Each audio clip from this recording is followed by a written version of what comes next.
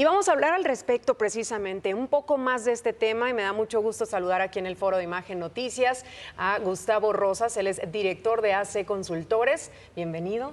Muchas gracias, Cristal. Gracias por estar aquí con nosotros. Y también Fabián Cárdenas, integrante de AC Consultores, está con nosotros. Muy buenos días y qué placer saludarte. Muy buenos días, Cristal. Muy buenos días, Gustavo, y a toda la audiencia que nos escucha el día de hoy. Muy bien, encantado. Pues empecemos. ¿Qué les parece por el tema, puede ser de la militarización? Se habla mucho, ahorita está en auge precisamente este tema, en boca de todos. ¿Sí es esto lo que va a suceder en México, lo que está sucediendo o no? Correcto. Esta discusión que hoy está tan vigente en la agenda nacional, creo que es importante darle contexto. ¿Qué es el militarismo? Bueno, muchos analistas, especialistas en el tema coinciden que el militarismo es la unión de lo político con lo civil y generalmente con la preeminencia de esto último, el aspecto militar. Ahora, ¿qué tan militarizado puede estar el país? Creo que si nos vamos a otras latitudes para comparar el escenario del contexto latinoamericano y caribeño, veremos que hay países que efectivamente han avanzado mucho en este tema. El caso, por ejemplo, de Brasil, donde 9 de los 22 ministros pertenecen al estamento militar. El caso de Venezuela es hasta la mitad.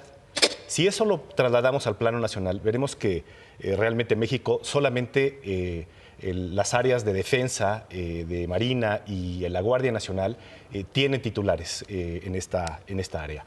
Ahora, se ha contabilizado que hasta 227 dependencias públicas están encabezadas por militares. ¿Qué quiere decir esto? Que si bien en México todavía no avanzamos al grado de gabinete de tener titulares de origen militar o de ascendencia militar, sí hay otras áreas del gobierno que evidentemente están ganando espacios. ¿Esto es bueno o es malo? La verdad es de que un militar per se no es ni mejor ni peor que un civil. Sin embargo, ciertamente cuando conviven la legislación civil y la legislación militar, hay algunas distorsiones que pueden observarse. Como que, pues, por ejemplo, la opacidad a veces al rendir cuentas de dinero público, de dinero que es de todos los mexicanos, y sobre todo puede dar pauta a una pulsión autoritaria, es decir, escudarse en estas áreas de seguridad nacional para no rendir cuentas de dineros que son de los mexicanos y que de esa manera se estarían vulnerando esos derechos políticos, el derecho al acceso a la información y el derecho a rendir cuentas del dinero de todos. Pero entonces ahorita, ¿cómo hacemos? Estamos viendo en el país que el crimen organizado está muy presente en prácticamente todas las zonas, ¿no?, de la República Mexicana. La policía, se dice, no está capacitada, ni la local, la estatal. Entonces, ¿qué hacemos mientras tanto, no? ¿Cómo resolvemos este tema? ¿Cómo podemos ayudar al país? Es una situación muy complicada y sobre todo porque la discusión se ha centrado en prorrogar la permanencia en las calles del ejército, pero no se está hablando de un programa estratégico. Es decir, ¿qué vamos a hacer diferente hoy, que se aceptó ya y que se aprobó esta ley, al momento de 2019 cuando se aprobó originalmente? Es decir, hay un plan estratégico, hay unas metas, hay un cronograma de trabajo. Estas policías van a madurar y hacer lo que realmente tienen que hacer en el ámbito civil, contener la delincuencia. ¿Qué vamos a hacer? Es decir, creo que ahí la sociedad debe estar muy interesada en cuáles son las diferencias, en esas letras pequeñas, pero que harán la gran diferencia. Es decir, el objetivo principal es reducir los índices delictivos, reducir los homicidios dolosos que tanto laceran a nuestra sociedad. Y si comparamos entonces la situación que impera en México con las de otros países que han tenido también a los militares en las calles, ¿cómo vemos este análisis o qué podemos ofrecer al respecto en cuanto a información? Cristal, muchas gracias por la oportunidad que nos dan. A Gustavo, creo que la exposición que él hizo es muy especial y está orientada precisamente a lo que tiene que ver con los cuerpos de policía. Esta es una narrativa que es de vieja monta, no solamente en la última etapa, y son narrativas que salen precisamente, en muchos casos, por la incapacidad de los gobiernos de enfrentar todas las amenazas transnacionales del crimen organizado. Y esa incapacidad lo lleva a que orienten de la línea más facilista, es que saquen los militares, los orienten, los desarrollen, con una gran amenaza precisamente en materia de legitimidad de los gobiernos, de la política de Estado, en materia de derechos humanos, en materia del uso legítimo de la fuerza, y va generando una escala superior precisamente que puede traer unas consecuencias fatales, sobre todo cuando se conecta el crimen organizado con nuestras fuerzas militares, lo que conlleva a crear grupos especiales de narcotraficantes con una orientación y una línea de mando organizativa frente a las economías criminales. Tú estuviste aquí en nuestro país trabajando en estos temas de seguridad como agregado de la Policía de Colombia. ¿Qué experiencia te dejó? ¿Qué viste aquí en nuestro país? Bueno, el concepto de México es muy diferente, digamos, al de mi país, de Colombia. En México hay muchos cuerpos de policía. En ese tiempo habían casi 3.000 cuerpos de policía. Colombia tiene un solo cuerpo de policía. O sea, la madurez de la policía colombiana es, con toda la consideración que tiene, superior, y que llevamos ya décadas en orientación, en acompañamiento, en estructura orgánica, en gestión, en profesionalización de nuestras policías. Esos embates, que a veces tienen un gran soporte ideológico, llevan a que se apresuren en tomar ciertas determinaciones que son muy importantes para fortalecer la seguridad pública. Yo les digo aquí a cada uno de estos, la policía es un bien público a cargo del Estado. Y acá hay que hacer una gran diferenciación. Este concepto de militarización o no militarización, digamos, en otras regiones del mundo, América Latina es diferente, viene en decadencia.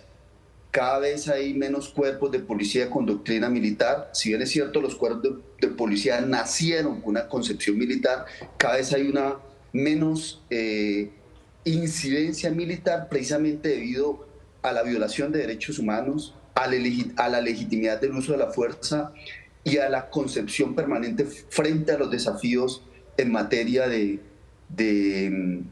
lucha contra el crimen organizado. México hubo un gran avance cuando se creó la Policía Federal. Inclusive Colombia, tuve la oportunidad de participar en la conformación, en la profesionalización, en la gestión pública, y aquí tengo que hablar de un tema especial, en planes estratégicos institucionales del corto, mediano y largo plazo. Eso es lo que adolecen muchos de las policías de América Latina, que no tienen planos estratégicos y no hay una gestión basada en resultados, donde haya una evaluación por autoridades civiles, porque acá es muy importante que haya esa congruencia, esa convergencia, la evaluación y seguimiento por parte de las autoridades civiles, que lleven a que la policía sea mucho más profesional y que no se salga en el uso de la fuerza y caiga en constantes violaciones en derechos humanos. Pero estamos hablando incluso hasta temas de salario, ¿no? Algo tan a lo mejor sencillo como para los cuerpos de policía, y esta actualización constante la que deben estar, y pues creo que lo vemos poco aquí en el país, ¿no? Ahí está la prueba de que no están capacitados realmente. Claro, la verdad es de que no es homogéneo la forma en cómo se capacitan, en cómo enfrentan, y eso tiene que ver con los incentivos, porque todo lo que dejan atrás, familias, hijos, en fin, es una situación que por supuesto les preocupa a alguien que tenemos al frente para dar la vida por nuestra integridad y por nuestro patrimonio.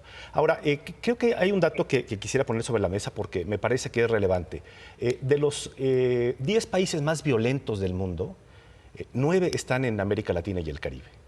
Y curiosamente, es la parte del planeta donde hay menos conflictos interestatales. Es decir, que las Fuerzas Armadas no se utilizan contra un enemigo externo, sino en la mayoría de los casos están combatiendo a un enemigo interno. Entonces, esto habla de cómo están operando en América Latina. Y bueno, a partir de las dictaduras militares que tan manchada dejó la imagen de muchas corporaciones militares entre los años 50 y los años 70, hoy se habla de un remilitarismo, es decir, están regresando otra vez a ocupar espacios públicos muy importantes, y creo que en México estamos viviendo un momento en el que sería muy importante determinar cuáles serían esos límites, porque el ejército debe de ser la última ratio, es decir, la última línea de defensa. Al ejército hay que protegerlo, pero no está preparado sino para eliminar al enemigo, neutralizar una amenaza. Las policías tienen una convivencia mucho más social, mucho más cercana, y sobre todo su formación es de respeto a los derechos humanos, y saben cómo manejar a un detenido, que ahí es donde están las quejas de las operaciones militares en su gran mayoría. Y bueno, ahora si nos vamos al tema de ciberseguridad, es que estos dos temas han sido como la parte a la que nos enfocamos aquí en Imagen Noticias durante esta semana. ¿Qué sucede con la ciberseguridad aquí en México? Pues la verdad es de que ha sido vulnerada. Este es un tema de alta relevancia para la seguridad nacional, y creo que pocas personas entienden la dimensión de lo que esto representa. A ver, muchos de los proyectos que se han encontrado con algunas trabas administrativas, burocráticas, los grandes proyectos de infraestructura, se argumentó razones de seguridad nacional para no correr todos los trámites, pero también para ocultar la información. Y después la vemos en portales de los medios de comunicación porque fueron vulnerados los sistemas. Es decir, esta es una gran contradicción. El gobierno no lo va a dar, pero los hackers sí lo ponen a disposición y exhiben cuál es la forma de operar del ejército. Me parece que si estas operaciones, hemos visto cómo se han filtrado informaciones de todo tipo. Sí. Creo que no ha habido la consistencia para determinar la importancia, porque van saliendo flashazos a cuentagotas. Es tanta la información que creo que ese es el problema de nuestros días. Es decir, no es tanto la información, sino la información importante, la información relevante. Y me parece que esta situación en el corto plazo y en el mediano plazo lo vamos a dimensionar. Esto que acaba de pasar le da la pauta de la forma de operar del ejército y muchas dependencias públicas con el ejército a los adversarios del gobierno que eventualmente pueda tener. Intereses aviesos, agendas ocultas que ya saben cómo operan porque fueron vulnerados estos sistemas.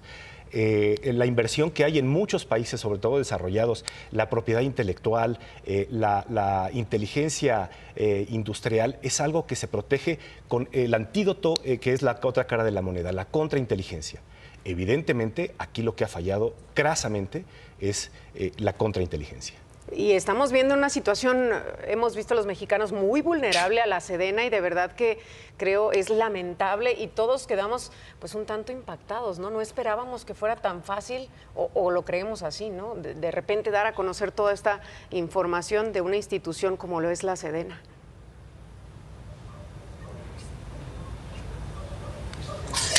Pues efectivamente, lo que acaba de decir Gustavo es muy importante. Acá el tema del cibercrimen, quiero decirles que cada año las economías mundiales pierden miles de millones de dólares, no solamente a nivel estatal, sino a nivel de organización empresarial, por el solo hecho de estar interconectados. Y hay una nueva realidad, que es la virtualidad. Esa nueva realidad se ha impulsado precisamente después de la post-pandemia, porque el comercio mundial se aumentó en un 1000%. Eso conlleva a que los estados tengamos la obligación, o el estado como tal, como ente supranacional, tenga la obligación de blindar todo este relacionamiento que hay a través del ciberespacio. Y muchos de los estados no están preparados. O sea, si hay una voluntad, sabemos cuál es la amenaza, sabemos que la amenaza está ahí, pero no podemos medirla porque no hay un conocimiento claro sobre eso, o no estamos preparados frente a eso. Frente a esto, quiero decirles que en materia de ciberseguridad hay 3 órbitas de aplicabilidad. La órbita personal, o sea, el ciudadano a pie, el cual es objeto de estafas, producto del sexting, del phishing, suplantación de autoridad, de personalidad. Oye, Fabián, a mí me hackearon el WhatsApp y entraron a mi cuenta y empezaron a enviar mensajes pidiendo dinero a mis amistades. No, bueno, así de fácil. Eso es suplantación de identidad. Hoy, por ejemplo, en Colombia el tema de la ciberextorsión está disparado. Está disparado porque desde una cuenta a nivel internacional, desde Rusia, desde China, de Singapur, crean toda una comunidad y generan precisamente esas crisis que hemos visto.